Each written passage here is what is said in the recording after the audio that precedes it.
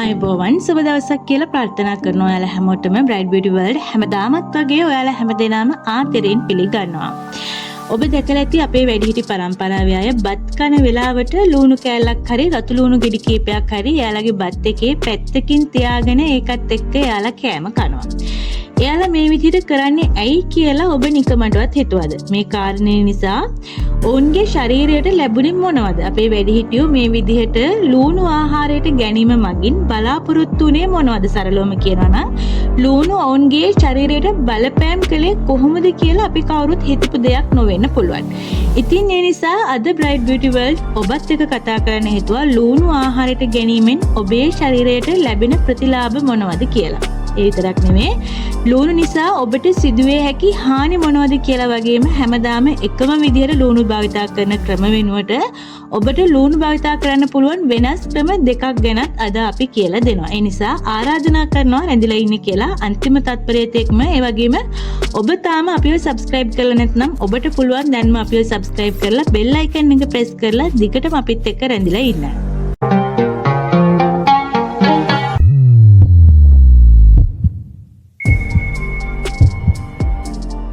ඇත්තටම ලුණු කියන්නේ ඇලියම් කුලයට අයත් ලංකාවේ බහුලව වගා කරන භූගතව වැඩෙන එළවලුවක්. ලුණු කිව්වට සුදු ලුණු, රතු ලුණු, කහ ලුණු වගේ එක එක වර්ගයේ ලුණු වලින් අපිට මේ ලුණු වර්ග දැක ගන්න පුළුවන්. ඉතින් ඒ විතරක් නෙවෙයි ලීක් සහ චයිම්ස් කියලා කියන්නේ ලුණු කුලයටම අයත් එළවලු වර්ග දෙකක්. ඉතින් මෙන්න මේ ලුණු කියලා කියන්නේ අපේ ශරීරයේ සෞඛ්‍යයට හුඟක් වැදගත් වෙන බොහෝ පෝෂ්‍ය පදාර්ථ සහ ජෛව රසායනික සංයෝග අඩංගු වෙන එළවලුවක්. අපි වෙන හැම කෑම වර්ගයකටම අනිවාර්යෙන්ම එක එක ක්‍රමවලට අපි ලුණු එකතු කරනවා. සාමාන්‍යයෙන් අපි ලුණු එකතු කරන්නේ නැත්තේ හැමදාම හදන බත් එකටයි, බිත්තර තම්බන එකටයි, පපඩම් බදින එකටයි විතරයි. හැබැයි අපි බලන්න ඕනේ මේ විදිහට විවිධ ක්‍රමවලින් ලුණු අපේ ශරීරයට එකතු කරගත්තට ඒ හැම පෝෂණයක්ම ඒ විදිහටම අපේ ශරීරයට ලැබෙනවද කියලා.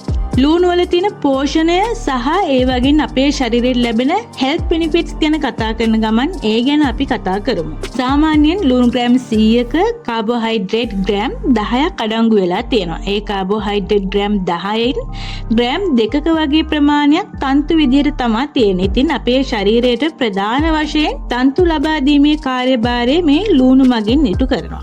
විශේෂයෙන් මේ අන්තර්ගත වෙලා තියෙන තන්තු වල සුවිශේෂී ලක්ෂණයක් තියෙනවා. මේකේ අන්තර්ගත වෙලා තියෙන තන්තු අපි හඳුන්වන්නේ ෆ්‍රුක්ටන්ස් කියලා. ඉතින් මේක soluble fiber එකක්. ඒ කියන්නේ ඒක ජලයේ දියවෙන තන්තු ආකාරයක්. මෙන්න මේ soluble fiber එක අපේ දේහය තුළ බලපෑම් ගණනාවක් ඇති කරනවා. ඒ බලපෑම් ගැන කතා කරොත් අංක 1 දියවැඩියාව පාලනය කර ගැනීම. ඔබ දන්නවා දියවැඩියාව කියන්නේ මේ වෙනකොට අපේ රටේ බහුලව තියෙන මිනිසුන් හුඟක් පීඩා විඳින රෝගයක්. ලුණු වල තියෙන ෆ්‍රුක්ටන්ස් කියන තන්තු විශේෂත්වයට පුළුවන් ඔබේ ශරීරයේ දියවැඩියා මට්ටම පාලනය කරන්න.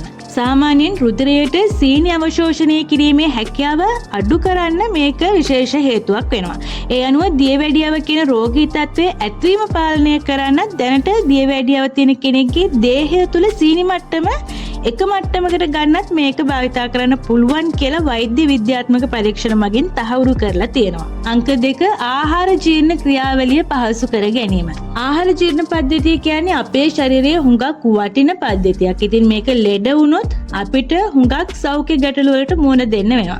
ඉතින් ඔබේ ආහාර ජීර්ණ පද්ධතියේ තියෙන ගැටලු වලටත් මේ ලුණු වල අඩංගු ෆ්‍රුක්ටන්ස් තන්තු වර්ගය ඔබට උදව් වෙනවා. ෆ්‍රුක්ටන්ස් කියන තන්තු ආකාරය ප්‍රෝබයොටික්ස් විදිහට ක්‍රියාත්මක වෙනවා. ප්‍රෝබයොටික්ස් කියලා කියන්නේ අපේ ආහාර පද්ධතිය තුළ හිතකර තත්ත්වයක් ඇති කරන්න වැදගත් වෙන ශුද්ධ ජීවීන් කොටසක්. මෙන්න මේ ප්‍රෝබයොටික්ස් වලට හිතකර පරිසරයක් ඇති කරන්න පූරජ ද්‍රව්‍ය සපයන ව්‍යුහයන්ට අපි කියන්නේ ප්‍රීබයොටික්ස් කියලා. ඉතින් මෙන්න මේ ප්‍රීබයොටික්ස් එකක් විදිහට මේක ක්‍රියාත්මක වීම නිසා ආහාර මාර්ග පද්ධතිය තුළ හිතකර තත්ත්වයක් ඇති කරන්න මේක ප්‍රධාන දායකත්වයක් සපයනවා. විශේෂයෙන්ම ආහාර මාර්ග පද්ධතිය තුළ ප්‍රෝබයොටික්ස් ග්‍රහණය හොඳ මට්ටමේ පවතිනවා නම් ජීර්ණ ක්‍රියාවලිය පහසු වෙනවා. ඒ වගේම මල පහ පිටවීම පහසු කරගන්න පුළුවන්. ඊට අමතරව ආහාර ජීර්ණ පද්ධතිය ආශ්‍රිතව ඇතිවන පිළිකා තත්ත්ව පවා මේ තුලින් අඩු කර ගැනීමේ හැකියාව තියෙනවා. ඒ වගේම ආහාර ජීර්ණ පද්ධතිය ආශ්‍රිත ඉන්ෆ්ලමේෂන් එහෙමත් නැත්නම් ප්‍රදාහක තත්ත්ව ඇතිවීමේ අවදානම අඩු කරනවා. මෙන්න මේ ප්‍රදාහක තත්ත්ව අඩු කිරීම යටතේ හෘදයාබාධ ඇතිවීමේ අවදානම් පවා අඩු කරනවා කියලා වෛද්‍ය විද්‍යාත්මක පරීක්ෂණ මගින් තහවුරු වෙලා තියෙනවා. අංක 3 බර පාලනය කර ගැනීම. මේ වෙනකොට සමාජයේ බහුල වශයෙන් තියෙන ගැටලුවක් තමයි තරබාරුකම කියලා කියන්නේ. ඉතින් මේ ප්‍රශ්නටත් මේ ප්‍රොක්ටන්ස් කියන තන්තු විශේෂත්වය හොඳ පිළිතුරක්. ඉතින් මොකද මේ තරබාරුකම පාලනය කරගන්න බර පාලනය කරගන්න මේක යම්කිසි දායකත්වයක් ඔබට ලබා දෙනවා. මීට අමතරව මේ ලූණු වල අඩංගු වෙලා තියෙනවා ෆයිටර් කෙමිකල්ස් විදිහට ඇන්තොසයනින් වගේ දේවල්. ඒ වගේම ක්වෙරසෙටින්, සල්ෆර් කම්පවුන්ඩ්ස් වගේ දේවල් අන්තර්ගත වෙලා තියෙනවා. මෙන්න මේ රසායනික පැවතීම අපේ ශරීරයට සෞඛ්‍ය ප්‍රතිලාභ රැසක් ලැබෙනවා කියලා පරීක්ෂණවලදී තහවුරු වෙලා තියෙනවා. විශේෂයෙන්ම පිළිකා ඇතිවීමේ අවදානම අඩු කරන්න මේ දේවල් වලට පුළුවන්. ඒ වගේම බැක්ටීරියා සහ වෛරස් ආසාදන වලින් ආරක්ෂා කරන්නත් මේ රසායනික වලට හැකියාව තියෙනවා. ඒ වගේම මේ දේවල් ඇන්ටිඔක්සිඩන්ට් විදිහටත් ක්‍රියා කරනවා. ඔබ මේ වෙනකොට දන්න දෙයක් තමයි අපේ ශරීරය තුල සිදුවෙන පරිවෘත්තීය ක්‍රියාවලින් වල ප්‍රතිඵලයක් විදිහට මුක්ත කණ්ඩක. එහෙමත් නැත්නම් ෆ්‍රී රැඩිකල්ස් වගේ දේවල් ඇති වෙනවා. ඉතින් මෙන්න මේක විශේෂ හේතුවක් වෙනවා පිළිකා තත්ත්වය ඇති වෙන්න.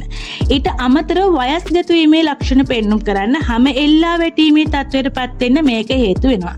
මේ වගේ අවස්ථාවලදී ඇන්ටිඔක්සිඩන්ට් බහුලව අඩංගු ආහාර ඔබ ලබා ගන්න සැලකිලිමත් වෙන්න ඕනේ. විශේෂයෙන් එළවලු සහ පළතුරු වල මේ ඇන්ටිඔක්සිඩන්ට් අන්තර්ගත වෙලා තියෙනවා. මෙන්න මේ වගේ හොඳ ඇන්ටිඔක්සිඩන්ට් ගණනාවක් තියෙන ආහාරයක් තමයි ලූණු කියලා කියන්නේ. ඉතින් මෙන්න මේ කියපු දේවල් වලට අමතරව ලූණු ග්‍රෑම් 100ක දල වශයෙන් විටමින් C 12ක් පමණ, ඒ වගේම විටමින් B6 10ක් පමණ, විටමින් B9 5ක් පමණ, මැංගනීස් 5ක් පමණ දෛනික අවශ්‍යතාවයන්ගෙන් අඩංගු වෙනවා. මීට අමතරව පොටෑසියම් දෛනික අවශ්‍යතාවයන්ගෙන් 3ක් පමණ අඩංගු වෙනවා. හැබැයි මේ පෝෂණ අපේ ශරීරයට ඒ විදිහට ගන්න නම් ලූණු අපි හරි විදිහට අපේ කෑමට එකතු කරගන්න ඕනේ. මොකද අපි දිනපතා ඕන තරම් ලූණු අපේ කෑම වලට එකතු කරගන්න හින්දා අපිට හිතෙන්න පුළුවන් මේ පෝෂණ අපිට ඔක්කොම හම්බ වෙනවා කියලා. ලූණු කියන එක රත් වෙනකොට විටමින් C වගේ විටමින් වලට හානි වෙන්න පුළුවන්. ඒ වගේම අපි කලින් කතා කරපු ෆයිටර් කෙමිකල්ස් වලටත් හානි වෙන්න පුළුවන්. ඉතින් ඒ නිසා අපි කලින් කතා කරපු බෙනිෆිට්ස් හැම එකක්ම අපිට ලබා ගන්න නොහැකි වෙන්න පුළුවන්. අපි කතා කරපු මේ බෙනිෆිට්ස් හැම එකක්ම ඒ විදිහට ලබා ගන්න නම් ලූණු ඍචුවම කෙලින්ම අපේ කෑමට එකතු කරගන්න ඕනේ.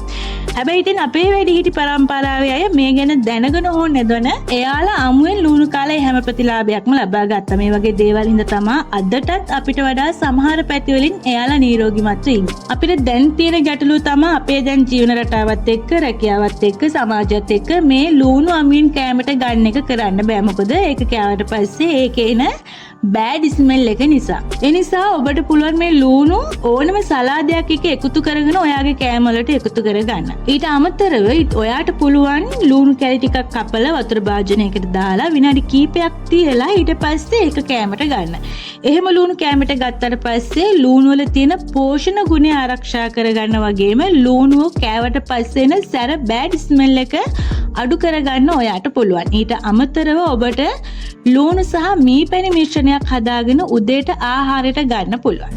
මේ ක්‍රමය මගින් වැඩිපුරම බලාපොරොත්තු වෙන්නේ ප්‍රතිශක්තිය වැඩි දියුණු කිරීම සහ ශ්වසන පද්ධතිය රෝග ලක්ෂණ සමනය කිරීම වගේම මේක ආයුර්වේද සහ සම්ප්‍රදායික වෛද්‍ය ක්‍රමවල බහුලව භාවිතා වෙන පිළියමක්. සාමාන්‍ය ප්‍රමාණයේ ලූණු ගෙඩියක් හෝ දෙකක් හීනිව දික් අතට අපලා වීදුරු බෝතලයකට දාලා ලූණු කපපු ප්‍රමාණය වැහෙන්න මීපැණි එකතු කරලා දවසක් විතර වගේ තියන්න ඕනේ. ඊට පස්සේ හැමදාම උදේට ඔයාට පුළුවන් මේ මිශ්‍රයෙන් මේස හැන්දක් ආහාරයට ගන්න. මේ විදිහට හැමදාම උදේට මේක ඔයා ආහාරයට ගත්තොත් මේ සම්ප්‍රතිශ්‍රාව කැස්ස සහ උග්‍රේ අමාරුව සුව කරගන්න ඔයාට පුළුවන්. ලූණු වල ඇති සල්ෆර් සංයෝග සෙම කැඩීමට සහ ශ්වසන මාර්ගය පිරිසිදු කරන්නටත් මීපැණි ස්වභාවිකවම කැස්ස සමනය කරන්න උග්‍රේ අමාරුවට සහනය සලසන්න වගේම උග්‍රේ ඇති වෙන දැවිල්ල අඩු කිරීමටත් අපට උදව් කරනවා.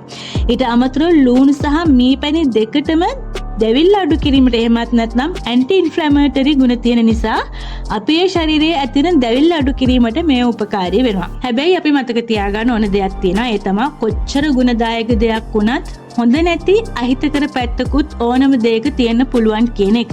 ඉතින් ලූණු වලත් කොච්චර ගුණදායක දේවල් තිබ්බත් සමහරුන්ට ලූණු එතරම් හොඳ දෙයක් වෙන්න පුළුවන්.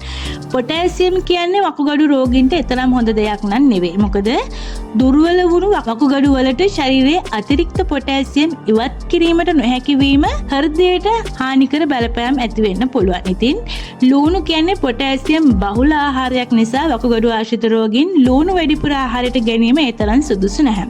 ඒ නිසා ඔබ මතක තියාගන්න ඕන දෙයක් තමයි ඔබ නිතරම ගන්න ආහාර ඔබේ ශරීර සෞඛ්‍යයට ගැළපෙනවද නැද්ද කියන එක ඔබ දැනගෙන ඒ ගැන සැලකිලිමත් වෙන එක.